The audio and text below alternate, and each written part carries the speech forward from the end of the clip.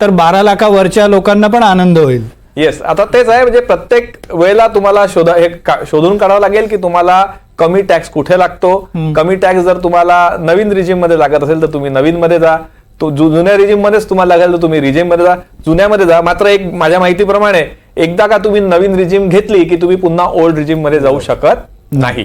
त्यामुळे तो सुद्धा एक कळीचा मुद्दा आहे. तुम्ही जर ऑलरेडी मागच्या वर्षी नवीन रिजिम मध्ये गेले असाल तर मग तुम्हाला हा विचार करण्याची गरजच नाही. पण तुम्ही अजूनही ओल्ड रिजिम मध्ये आहात तर तुम्हाला दोघांमध्ये कुठे फरक पडतो तेवढा काढायचा आहे आणि त्याप्रमाणे तुम्हाला किती टॅक्स भरायचा आहे आणि कुठली रिजिम घ्यायची ते तुम्हाला ठरवावं लागेल. मी शंतनू यांच्याकडे होतो. आता ती रिजिमच हटवली जाईल अशी चर्चा चालू झाली आहे, कारण नवीन विधेयक सादर केलं जाणार आहे पुढच्या आठवड्यामध्ये.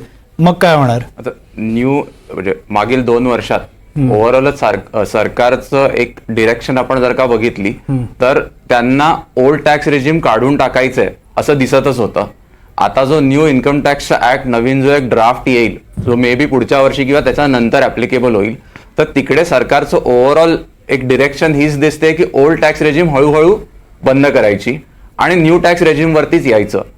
सो ओल्ड आणि न्यू टॅक्स रेजिम ह्याच्यामधलं जे संभ्रम आहे तर आत्ता तरी टेक्निकली जे आहे की त्याचा एक बेसिस हा आहे की कुठल्या इन्व्हेस्टमेंट ऑपॉर्च्युनिटीज ज्या आहेत ट्रेडिशनल प्रोडक्ट्समध्ये इन्व्हेस्ट करायचं आणि टॅक्सचं एक्झेम्पशन घ्यायचं की न्यू टॅक्स इन्व्हेस्टमेंट प्रोडक्ट्समध्ये इन्व्हेस्ट करायचं. आता कुठलं रेजिम सिलेक्ट करायचं हा एक ऍक्च्युअलमध्ये एक आयडिओलॉजिकल डिफरन्स आहे की एखाद्या तरुण वर्गाला असं वाटू शकतं की मी तर बाबा टॅक्सचे पैसे वाचवतो आणि मी शेअर मार्केटमध्ये इन्व्हेस्ट करतो.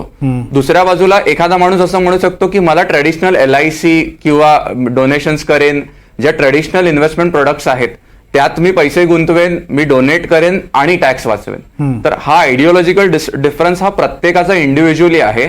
तर कुठली रेजिम ऍटलिस्ट ह्या वर्षासाठी सिलेक्ट करायची आहे हे जर का कुठल्या तरी टॅक्स पेअरला डिसाईड करायचं असेल तर सिम्पली त्याला 2 टेबल मांडायला लागतील की मी जर का हाऊसिंग लोन घेतलं, मी LIC मध्ये इन्व्हेस्ट केले, मी एखाद्या संस्थेला डोनेट केलं तर मला किती टॅक्स लागेल आणि मी हे काहीही न करता डायरेक्टली न्यू टॅक्स रेजिमला गेलो तर मला किती टॅक्स लागेल. हे सिंपल गणित प्रत्येकाने मांडावं लागेल आणि मग तो डिसाईड करू शकतो. ओके.